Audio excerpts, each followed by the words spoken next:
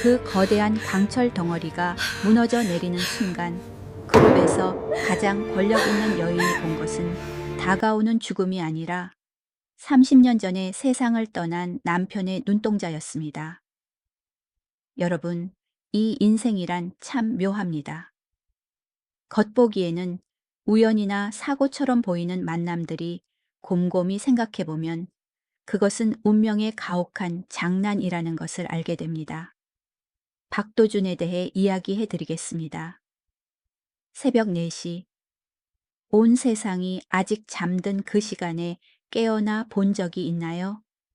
부산 대병원 3층 1월에 차가운 바닷바람이 창틈으로 스며들었지만 그 청년이 느끼는 고독감만큼 차갑지는 않았습니다. 도주는 힘겹게 몸을 일으켰습니다. 며칠간 노동으로 혹사당한 근육이 찢어질 듯 아파왔습니다.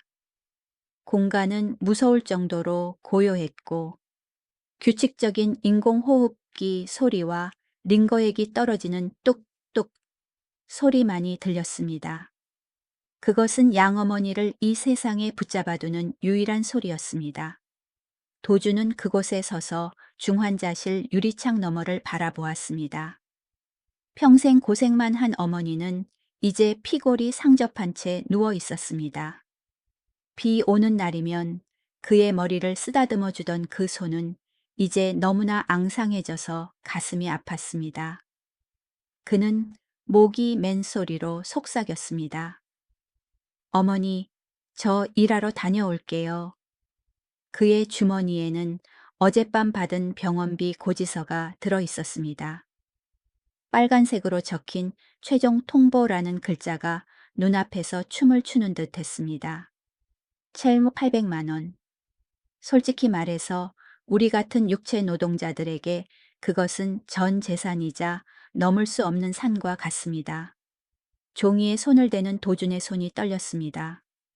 먹고 사는 문제의 무게 앞에 서서 떨지 않을 사람이 누가 있겠습니까?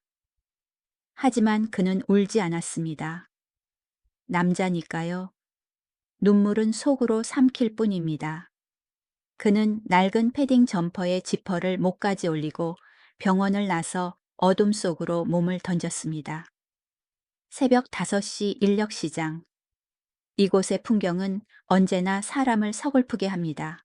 노인부터 청년까지 수백 명의 남자가 옹기종기 모여 서로의 온기에 의지한 채 누군가 자신의 노동력을 사주기를 기다리고 있었습니다. 도주는 그 인파 속을 파고들며 기회를 갈망했습니다. 해운대 태양건설 현장 일당 15만 원 10명만 뽑는다. 중개인의 외침이 끝나자마자 군중이 벌떼처럼 몰려들었습니다.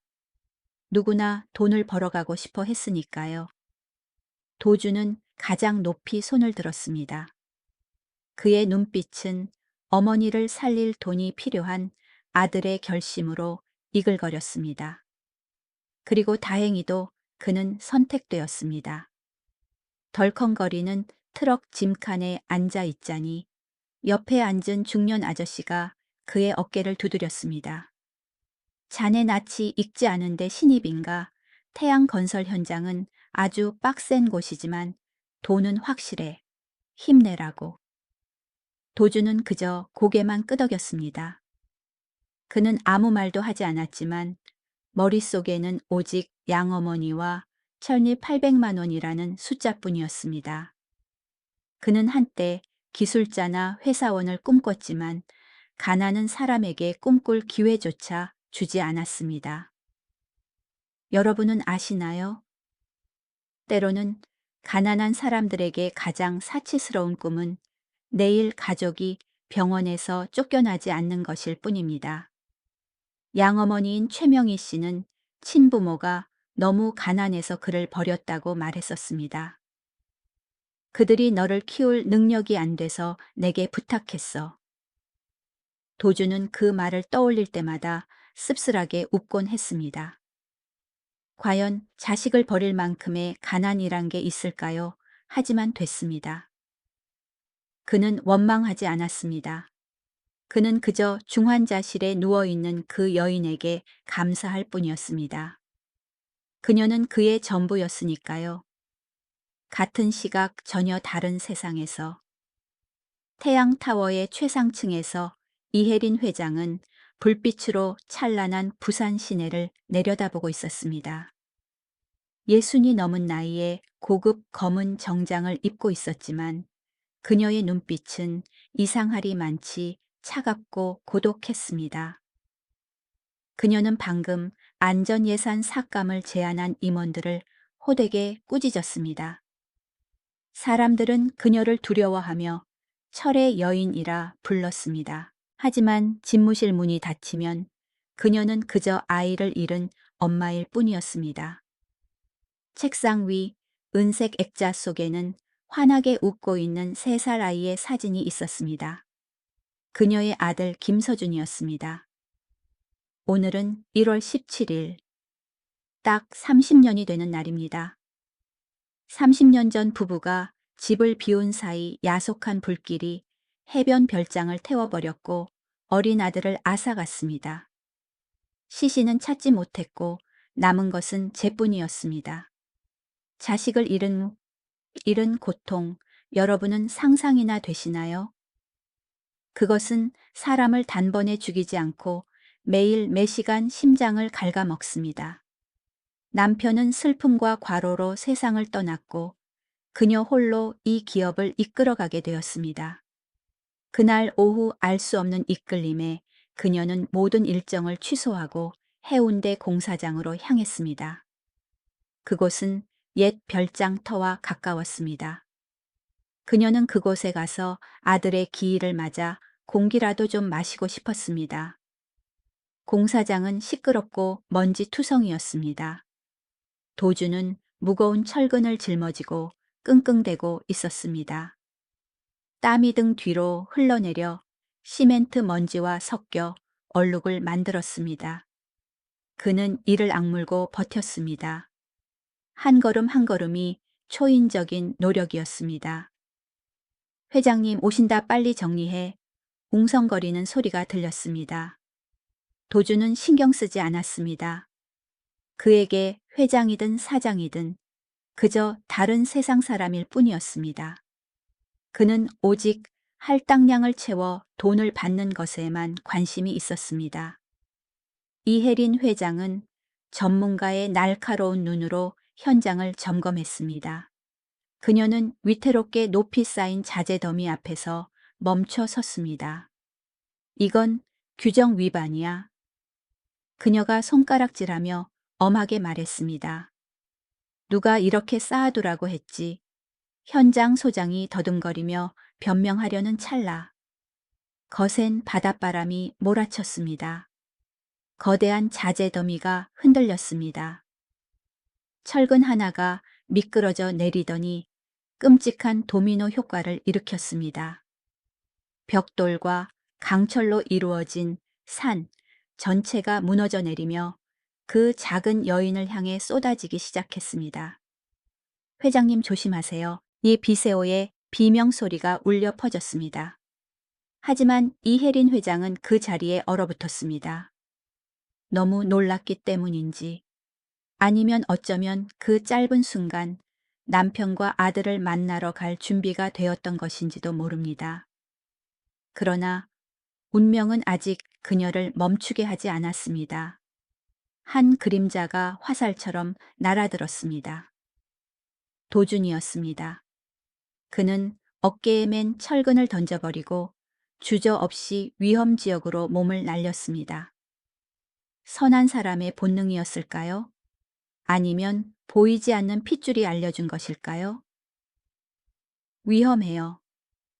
도주는 소리치며 이혜린 회장을 감싸 안았고 자신의 마른 등을 방패 삼아 낯선 여인을 보호했습니다. 두 사람은 땅바닥으로 넘어지며 몇 바퀴를 굴렀습니다. 굉음이 울렸습니다. 먼지가 자욱하게 피어올랐습니다. 모든 것이 가라앉았을 때 도주는 고통으로 얼굴을 찌푸렸습니다. 소매가 찢어지고 팔의 상처에서 피가 배어 나왔습니다. 하지만 그가 처음 내뱉은 말은 아프다는 말이 아니었습니다.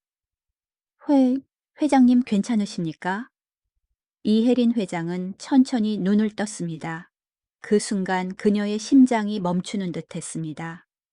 그녀 앞에는 흙먼지 투성이인 젊은 청년의 얼굴이 있었습니다. 하지만 그 눈, 세상의 그 눈 그것은 깊고 강인하면서도 따뜻한 젊은 시절 죽은 남편의 눈과 똑같았습니다. 너무나 닮아서 그녀는 꿈을 꾸는 줄 알았습니다. 바닷바람이 도준의 땀에 젖은 머리카락을 날려보냈고 오른쪽 관자놀이에 있는 희미한 작은 흉터가 드러났습니다. 이혜린 회장은 숨을 멈췄습니다. 30년 전의 기억이 폭포수처럼 밀려왔습니다.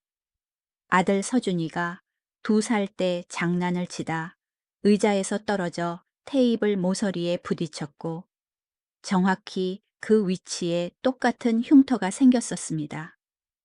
그녀의 손이 떨렸습니다.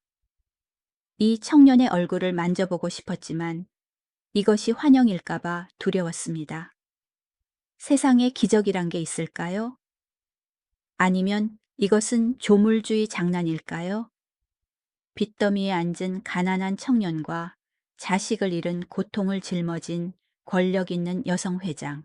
사회의 양극단에 있는 두 사람이 전혀 예상치 못한 상황에서 서로 부딪혔습니다. 그리고 그들의 이야기 30년 동안 묻혀있던 비밀들이 이제 막 시작되려 하고 있었습니다. 여러분은 어머니의 직감을 믿으시나요? 권력 있는 여성 회장이 낯선 청년의 눈을 바라본 그 순간 그녀의 세상은 무너져 내렸습니다. 시간이나 잿더미로도 지울 수 없는 것들이 있기 때문입니다. 그 젊은 청년 박도준은 충돌로 인한 고통에도 불구하고 억지로 몸을 일으켰습니다. 그는 얼굴을 찌푸렸고 땀이 비 오듯 흘렀습니다. 현장 소장이 구급차를 부르라고 고래고래 소리를 질렀지만 이혜린 회장은 그때 아무것도 들리지 않았습니다. 그녀는 멀어지는 그 마른 등 절뚝거리는 걸음걸이를 바라보았고 가슴이 조여왔습니다. 그녀는 사시나무 떨듯 떨고 있는 소장에게 고개를 돌렸습니다. 그녀의 목소리는 차갑고 면도날보다 날카로웠습니다. 당신은 사람이 죽을 때까지 기다렸다가 현장을 수습하나 내일 아침 내 책상 위에 사직서 올려놔. 말을 마친 그녀는 곧장 의무실로 향했습니다. 대답이 필요했습니다. 그녀는 더 이상 단 1초도 의심 속에 살 수 없었습니다. 소독약 냄새가 진동하는 의무실에서 도주는 간호사에게 팔의 상처를 치료받고 있었습니다. 그녀가 들어오자 그는 황급히 일어나 인사하려 했습니다.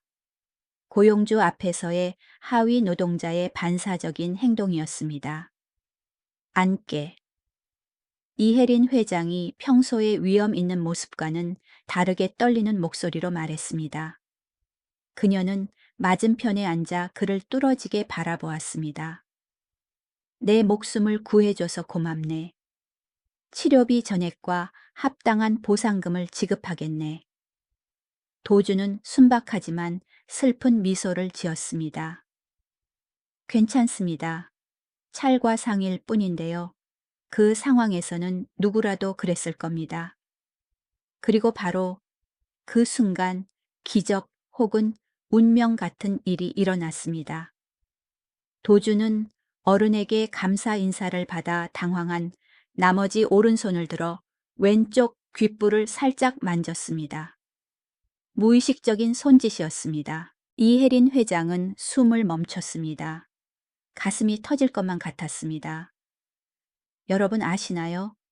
그것은 바로 30년 전 세상을 떠난 남편의 버릇이었습니다. 남편은 부끄럽거나 무언가 골똘히 생각할 때면 똑같이 그렇게 하곤 했습니다. 이마의 흉터, 그 눈빛, 그리고 이 손짓까지. 우연일까요? 세상에 이렇게 많은 우연이 있을 수 있을까요? 의무실을 나온 그녀는 장 비서에게 도준에 대해 모든 것을 조사하라고 지시했습니다. 모든 것. 그녀가 강조했습니다. 가족 과거, 그가 무엇을 먹고 어디서 자는지까지. 하지만 절대로 그가 눈치채게 해서는 안 돼. 그날 밤 보고서가 그녀의 책상 위에 놓였습니다. 종이에 적힌 글을 읽으며 그녀의 눈물이 하염없이 흘러내렸습니다. 죽음을 기다리며 병원에 입원 중인 양어머니, 산더미처럼 쌓인 빚, 병원비를 갚기 위해 온갖 굳은 일을 마다하지 않는 청년. 하지만 이혜린 회장을 가장 감동시킨 것은 주머니에 돈이 몇 푼 없으면서도 길가에 굶주린 아이를 위해 편의점에서 빵을 사주는 도준의 모습이었습니다. 제 아빠를 쏙 빼닮았어. 그녀는 속으로 생각했습니다. 가난도 이 아이의 선한 영혼을 더럽히지는 못했습니다. 바로 다음 날 전례 없는 결정이 내려졌습니다.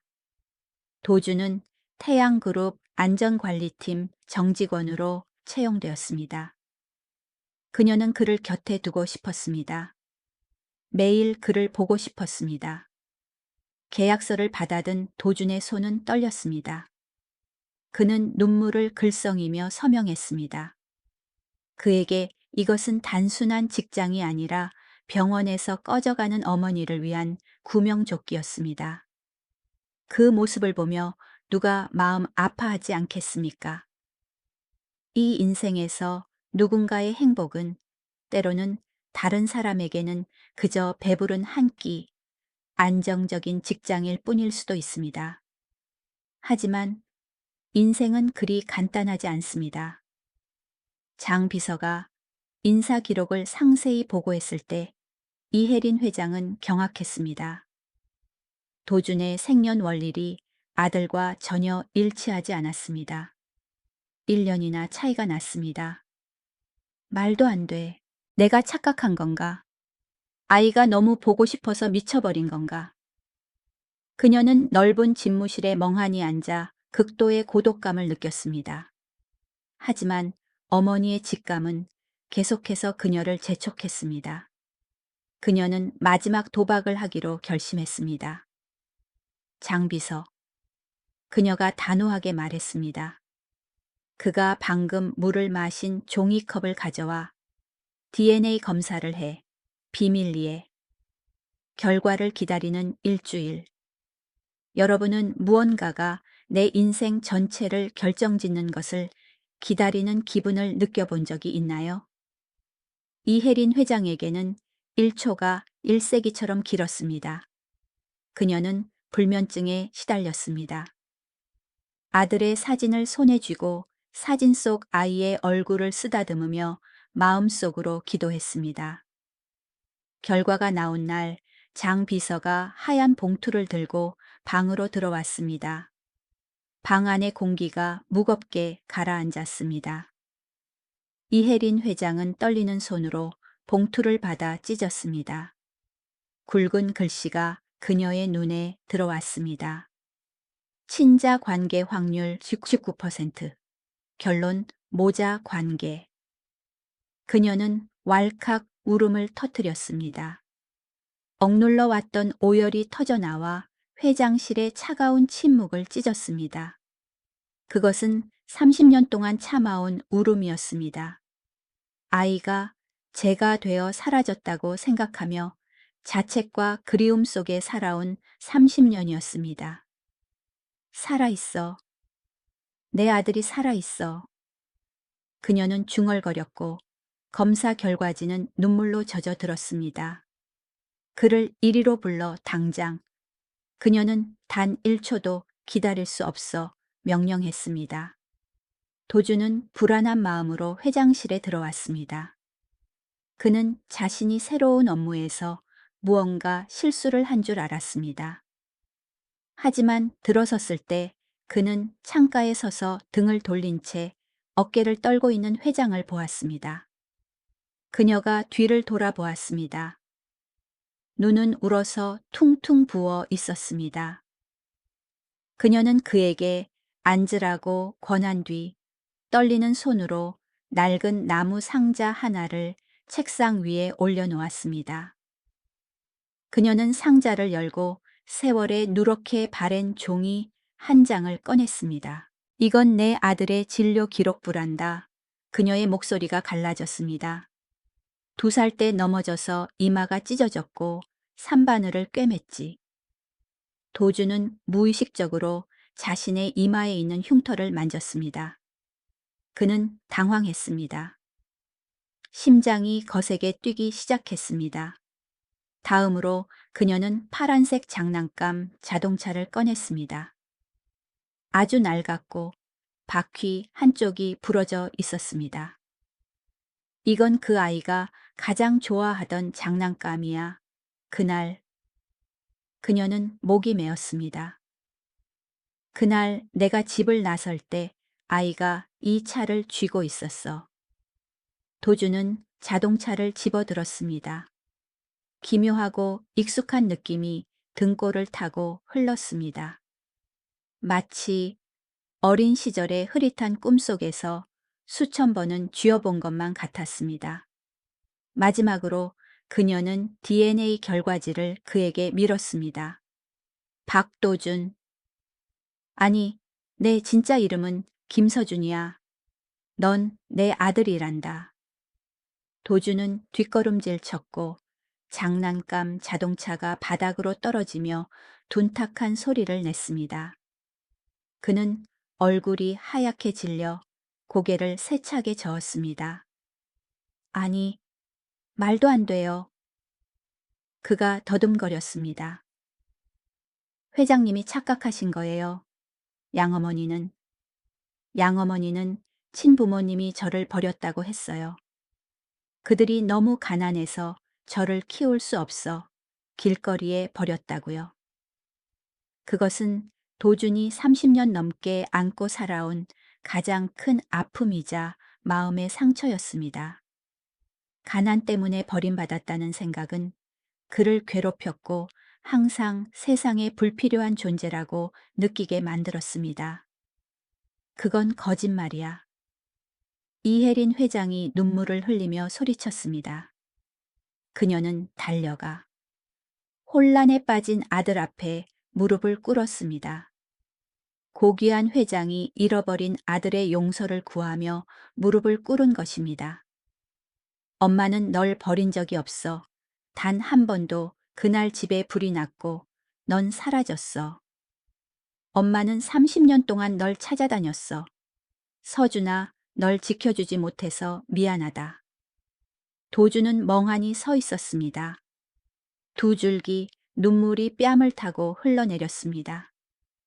이 진실은 너무나 거대해서 감당하기 힘들었습니다. 그는 자신의 다리를 붙잡고 오열하는 우아한 여인을 바라보며 마음이 복잡해졌습니다.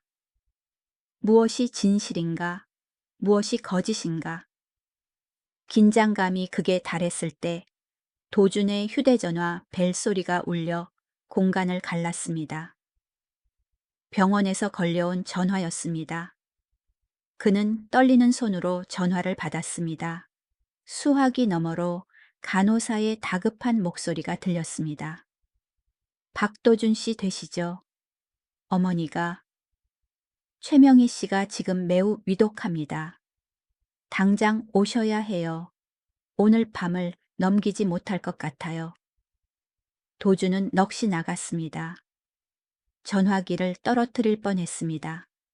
한쪽에는 30년 만에 찾은 친어머니가 발밑에 무릎을 꿇고 있고 다른 한쪽에는 자신을 주어 친자식처럼 키워준 양어머니가 차가운 병원에서 마지막 숨을 거두려 하고 있습니다. 운명이 이토록 짓궂을 수 있을까요? 왜 하필 이 가혹한 순간에 선택을 강요하는 걸까요? 저 가봐야 해요. 도준이 갈라진 목소리로 말했습니다. 그는 이혜린 회장의 손을 풀고 뒤로 물러났습니다. 서준아, 이혜린 회장이 뒤따라 부르짖었습니다. 또다시 아들을 잃을까 두려워하는 어머니의 가슴 찢어지는 외침이었습니다.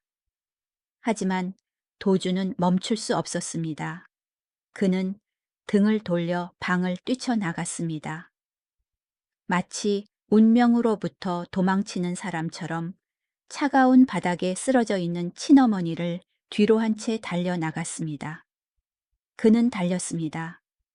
눈물로 시야가 흐려졌고 머릿속에는 양어머니의 숨소리와 넌 내 아들이야 라는 말만이 메아리 쳤습니다. 과연 그는 양어머니의 임종을 지킬 수 있을까요? 그리고 옛날 그 화재 사건의 비밀을 양어머니는 알고 있을까요? 이 세상에는 드러났을 때 죽음보다 더 고통스러운 진실도 있는 법입니다. 어떤 경주는 제 시간에 결승선에 도착하든 못하든 결과는 가슴 찢어지는 상실일 뿐입니다. 폐가 터질 것 같이 달려도 다리를 멈출 수 없었던 적이 있나요? 그때 박도준이 딱 그랬습니다. 그는 미친 사람처럼 병원으로 뛰어들었습니다. 하얀 복도 코를 찌르는 소독약 냄새, 소름 끼치도록 차가운 공기. 어머니 저 왔어요. 도준이 왔어요. 그는 중환자실 문을 밀며 소리쳤습니다. 침대 위에서 양어머니 최명희 씨는 마지막 숨을 몰아쉬고 있었습니다. 그녀는 너무 말라서 복잡한 줄들 사이에 파묻혀 있었습니다. 아들의 목소리를 들은 그녀는 힘겹게 탁한 눈을 떴습니다. 그 눈빛은 평온함이 아닌 깊은 회한을 담고 있었습니다. 그녀는 떨리는 손으로 도준의 손을 잡았습니다. 마른 장작처럼 거친 손이었습니다. 도준아, 미안하다. 이 어미를 용서해다오. 유언 같은 그 말이 힘겹게 흘러나왔고 그녀는 의식을 잃었습니다. 심박동기에서 단조롭고 귀를 찌르는 소리가 길게 이어졌습니다. 띠. 그녀는 떠났습니다. 도주는 침대 옆에 쓰러져 오열했습니다. 그는 그 사과가 자신을 혼자 남겨두고 떠나는 것에 대한 사과가 아니라 30년 동안 숨겨온 끔찍한 죄에 대한 사과라는 것을 알지 못했습니다. 최명희 씨의 장례식은 서글플 정도로 조용했습니다. 여러분도 아시겠지만 가난한 사람의 장례식은 썰렁합니다. 화려한 꽃도 요란한 조문객도 없이 검은 상복을 입은 도준만이 어머니의 영정 앞에 멍하니 앉아 있었습니다. 3일이 지났고 그는 영혼이 빠져나간 사람 같았습니다. 부유한 친어머니를 찾았지만 자신과 함께 죽을 쑤어 먹으며 버텨온 양어머니를 영영 잃었습니다. 인생은 왜 이리도 얄궂은 걸까요? 권력 있는 친어머니 이혜린 회장도 왔습니다. 그녀는 길 건너편에 조용히 서서 검은 유리를 통해 장례식장을 바라보았습니다. 당장이라도 달려가 아들을 안아주고 싶었지만 참았습니다. 지금은 그가 자신을 키워준 사람을 떠나보낼 시간이 필요하다는 것을 알았기 때문입니다. 그녀는 사람을 시켜 두툼한 조의금 봉투를 전달하게 하고는 눈물을 훔치며 조용히 발길을 돌렸습니다. 그것은 고인에 대한 마지막 예의이자 어머니로서의 고통스러운 인내였습니다. 장례식이 끝나고 도주는 두 모자가 살던 습한 반지하 방으로 돌아왔습니다. 방은 텅 비어 있었습니다. 곰팡이 냄새와 향냄새가 뒤섞여 공간은 더욱 우울했습니다. 도주는 어머니의 유품을 정리하기 시작했습니다. 낡고해진 옷가지 싸구려 물건들. 평생을 아끼며 살았던 그녀의 삶에는 감나가는 것이 하나도 없었습니다. 도준이 낡은 화장대를 들어 버리려고 할 때 화장대의 밑바닥에서 봉투 하나가 떨어졌습니다. 테이프로 꼼꼼하게 붙여져 있었고 가장 구석진 곳에 숨겨져 있었습니다. 봉투 겉면에는 나의 도준에게 라는 글씨가 빗돌배돌하게 적혀 있었습니다. 도준의 손이 떨렸습니다. 직감적으로 이것이 평범한 편지가 아니라는 것을 알았습니다. 그는 차가운 방바닥에 주저앉아 봉투를 뜯었습니다. 안에는 눈물 자국으로 얼룩진 편지가 들어 있었고 글씨체는 떨리고 있었습니다. 도준아, 네가 이 글을 읽고 있다면 나는 이미 이 세상 사람이 아니겠구나. 무덤까지 가져가고 싶은 진실이 있지만 양심이 허락하지 않아. 너에게 말해줘야만 해. 30년 전 엄마는 너를 주워다 키운 게 아니야. 엄마는 태양그룹 회장님 별장의 가정부였어. 그 운명의 밤, 사모님이 외출했을 때 바로 내가 집에 불을 질렀단다. 도주는 숨을 멈췄습니다. 눈을 비비고 그 문장을 읽고 또 읽었습니다. 방화 어머니가 그때 나는 사모님을 질투했어. 사모님은 모든 걸 가졌지. 돈, 남편, 아이, 행복. 하지만 나는 아무것도 없었고 가난하고 외로웠어. 질투심이 나를 악마로 만들었어. 사모님의 가장 소중한 것을 빼앗고 싶었어. 혼란스러운 틈을 타서 나는 도련님이었던 서준이 바로 너를 안고 도망쳤어. 너의 이름을 도준으로 바꾸고 생일도 바꾸고 친부모가 가난 때문에 너를 버렸다고 거짓말을 했어. 모든 게 내 죄야. 엄마는 유괴범이고 너와 내 가족의 인생을 망친 죄인이야. 하지만 도준아, 내가 절대 거짓말하지 않은 한 가지가 있어. 지난 30년 동안 너를 향한 내 사랑은 진심이었어. 내가 가진 모든 것으로 너를 키웠고 정말로 너를 내 목숨처럼 여겼어. 부디 이 죄의 많은 어미를 용서해다오.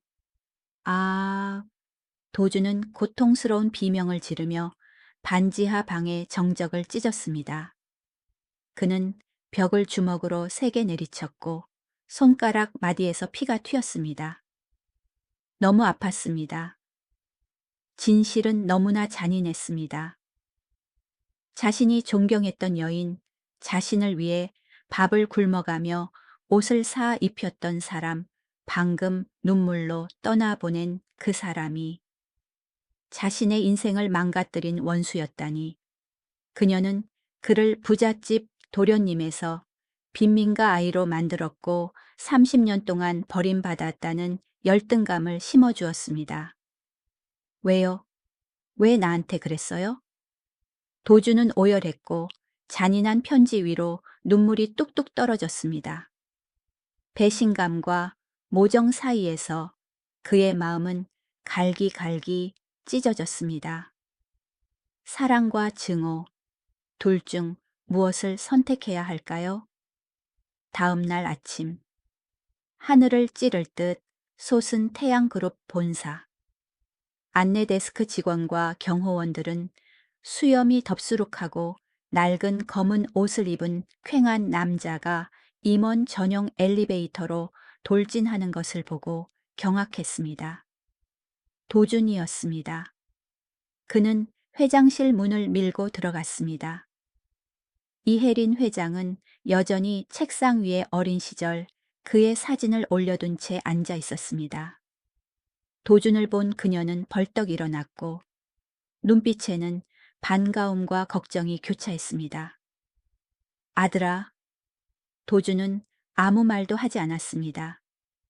그는 납덩이를 단 듯 무거운 다리를 끌고 다가갔습니다. 그는 구겨진 편지를 그녀의 윤이 나는 책상 위에 올려놓았습니다. 어머니, 이걸 읽어보세요. 그의 목소리는 잔뜩 쉬어 있었습니다. 이혜린 회장은 편지를 집어들었습니다. 그녀는 읽었습니다. 한 줄 한 줄이 칼날이 되어 그녀의 심장을 베었습니다. 그녀의 얼굴색이 변했습니다. 혈색 좋던 얼굴이 백지장처럼 하얗게 질렸습니다. 그녀의 손이 너무 심하게 떨려 종이에서 바스락거리는 소리가 났습니다. 가정부가 질투심 때문에 방화를 하고 유괴했다는 자백 부분에 이르자 이혜린 회장은 비틀거하며 의자에 주저앉았습니다. 최명희, 그녀는 극도의 공포를 담아 그 이름을 내뱉었습니다. 그 여자였어, 그 여자가. 그녀의 눈에서 눈물이 터져 나왔습니다. 너 그거, 아니 내가 널 잃어버린 날, 집이 잿더미가 된 날, 내 옆에서 나를 위로해 준 게 바로 그 여자였어. 한 손으로는 내 눈물을 닦아주면서 다른 손으로는 훔친 내 아들을 안고 도망쳤다니. 사람 마음이 어쩌면 이렇게 악독할 수가 있어. 드러난 진실은 두 모자 모두를 고통으로 마비시켰습니다. 한 가족의 비극은 사람의 질투심에서 비롯되었습니다. 도주는 극심한 고통에 빠진 친어머니를 바라보았습니다. 그는 자신이 원망 속에 살았던 세월을 떠올렸습니다. 바로 눈앞에 있는 이 여인이 자신을 버렸다고 생각하며 그녀를 미워했던 시간들을요. 그는 바닥에 무릎을 꿇고 고개를 숙였습니다. 어머니, 죄송해요. 도주는 흐느꼈습니다. 어머니를 원망해서 죄송해요. 저는 어머니가 제가 가난해서 버린 줄 알았어요. 평생 어머니를 미워하며 살았어요. 저는 불효자입니다. 이혜린 회장은 황급히 달려와 잃어버렸던 아들을 끌어안았습니다. 그녀는 그가 다시 사라질까봐 꽉 껴안았습니다. 아니야, 내 잘못이 아니야. 이 일을 저지른 사람 말고는 아무도 잘못한 게 없어. 그녀는 도준의 헝클어진 머리카락을 쓰다듬었고 그녀의 눈물이 그의 어깨를 적셨습니다. 네가 돌아왔잖아. 우리 모자가 서로를 찾았잖아. 그거면 됐어, 서준아. 그거면 충분해. 고층 빌딩의 넓은 방 안에서 두 모자는 서로를 안고 울었습니다. 창밖에는 먹구름 사이로 햇살이 비치기 시작했습니다. 비 온 뒤에 땅이 굳는다지만 과거의 상처는 아마 완전히 아물지 않을지도 모릅니다. 보시다시피 인생은 때로 영화보다 더 극적입니다.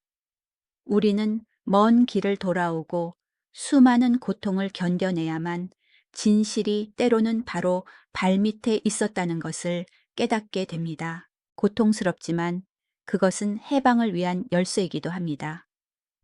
박도준 아니 김서준의 이야기는 여기서 끝이 아닙니다. 가난한 남자가 어떻게 재벌 가족과 다시 융화될 수 있을까요? 30년의 격차를 어떻게 지울 수 있을까요? 지켜봐 주시기 바랍니다. 자신이 가장 사랑했던 사람이자 자신의 인생을 망친 사람을 용서하는 일이 쉬울까요? 저는 아니라고 생각합니다. 그것은 참 어렵고 아픈 일입니다. 운명의 날로부터 일주일 후 소란이 가라앉았을 때 도주는 홀로 납골당을 찾았습니다.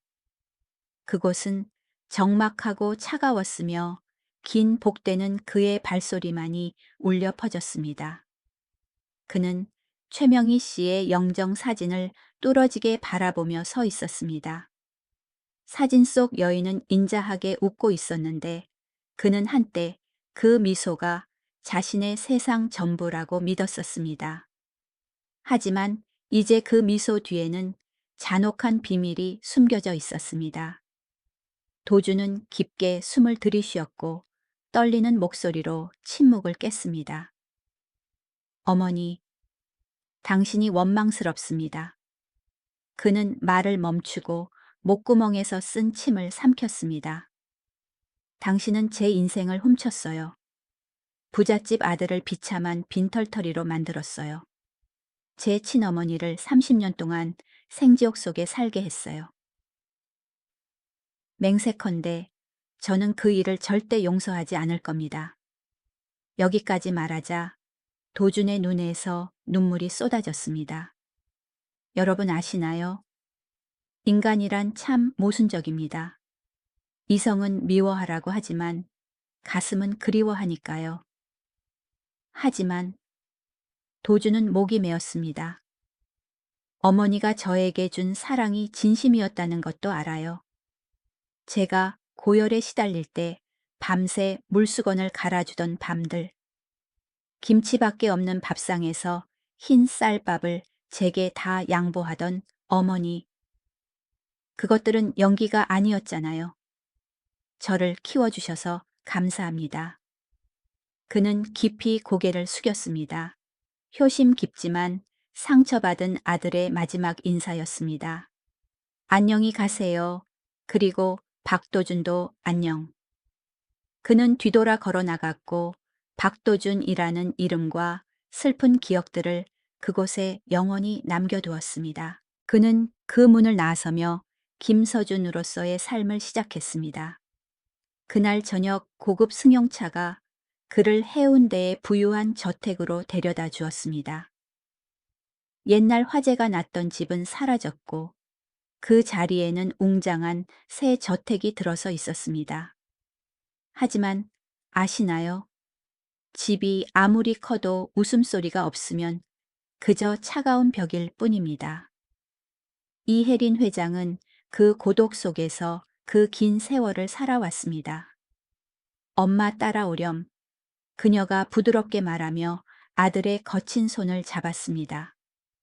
그녀는 그를 2층으로 데려가 나무 문 앞에 멈춰 섰습니다.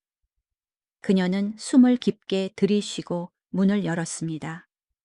불이 켜졌습니다. 도주는 깜짝 놀랐습니다. 눈앞에는 어린아이의 방이 있었습니다. 작은 침대, 슈퍼맨 그림이 있는 이불, 그리고 선반에 가지런히 정돈된 수백 개의 장난감들. 먼지 하나 없었습니다. 여기가 내 방이란다. 이혜린 회장이 눈물을 글썽이며 말했습니다. 30년 동안 그대로 두었어. 매일 들어와서 닦고 청소했지. 언젠가 네가 돌아올 날만을 기다리면서. 도주는 구름 위를 걷는 듯 떨리는 발걸음으로 들어갔습니다. 그는 책상 위에 놓인 파란색 자동차를 집어들었습니다. 바로 그것이었습니다. 3살 아이의 흐릿한 기억이 슬로우 모션 영화처럼 밀려왔습니다. 평생을 떠돌며 갈망했던 따뜻하고 안전한 느낌. 다녀왔습니다. 도주는 울음을 터뜨리며 어머니의 어깨에 기대었습니다. 어서 와라, 우리 아들 서준아. 그녀는 그가 다시 사라질까봐 꽉 껴안았습니다. 시간은 참 빠르게 흘러 어느새 6개월이 지났습니다. 넓은 서재에서 김서준은 이제 공식적으로 자신의 진짜 이름을 찾은 그는 고개를 숙이고 일에 몰두하고 있었습니다.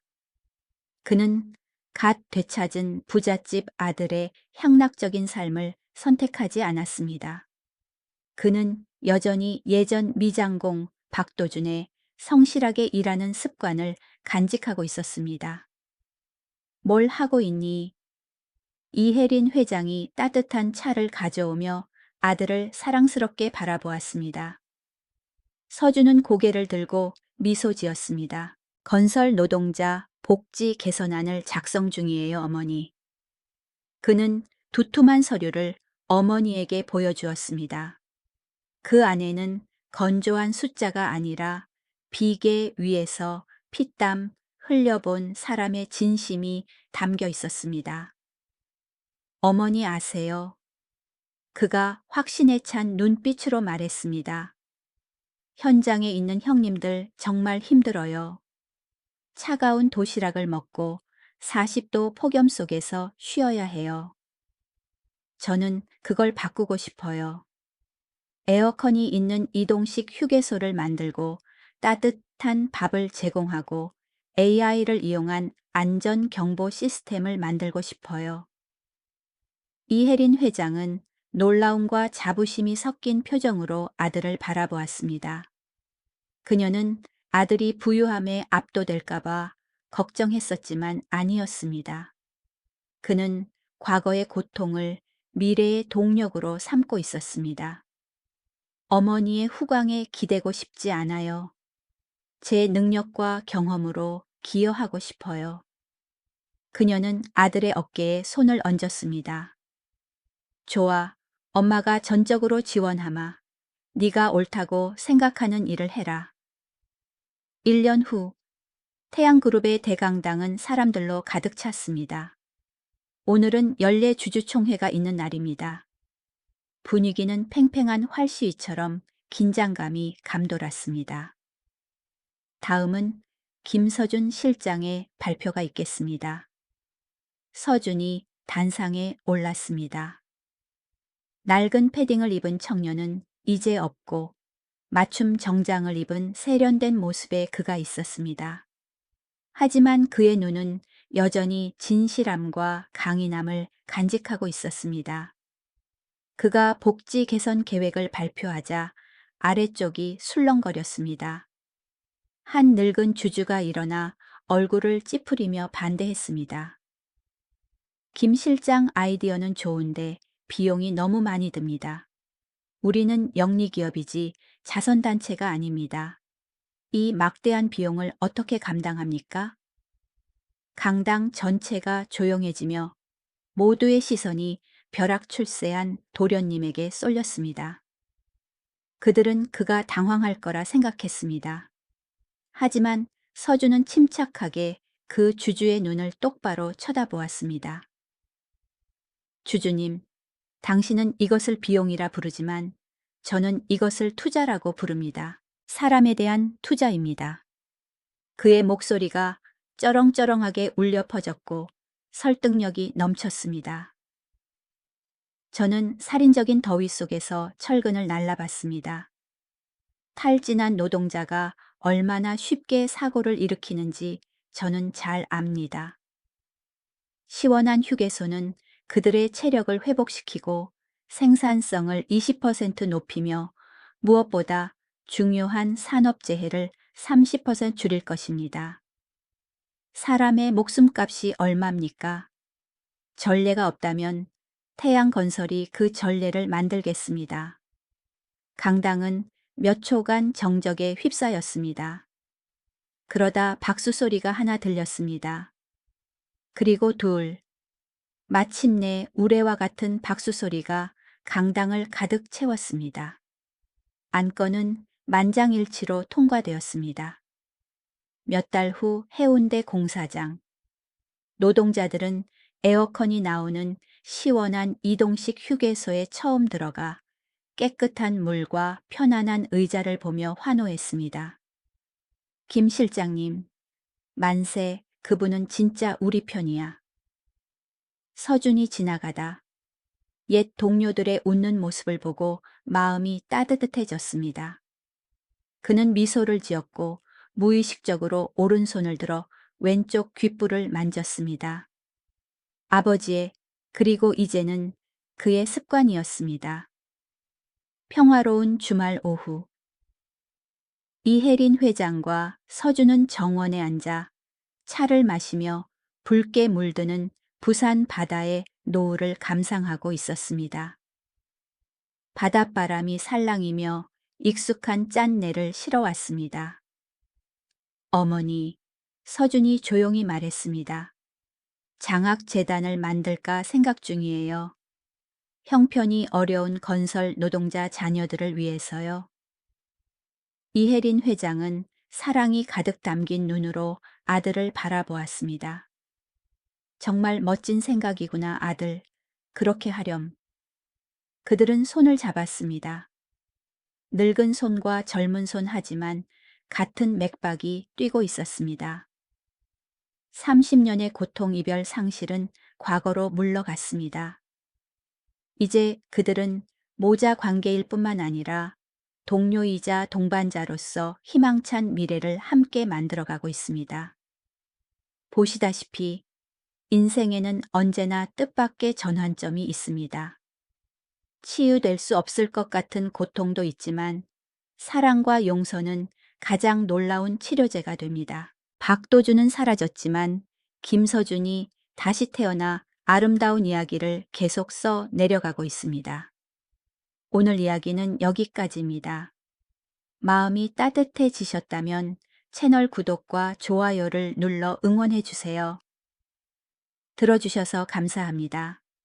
가족과 함께 평안한 하루 보내세요.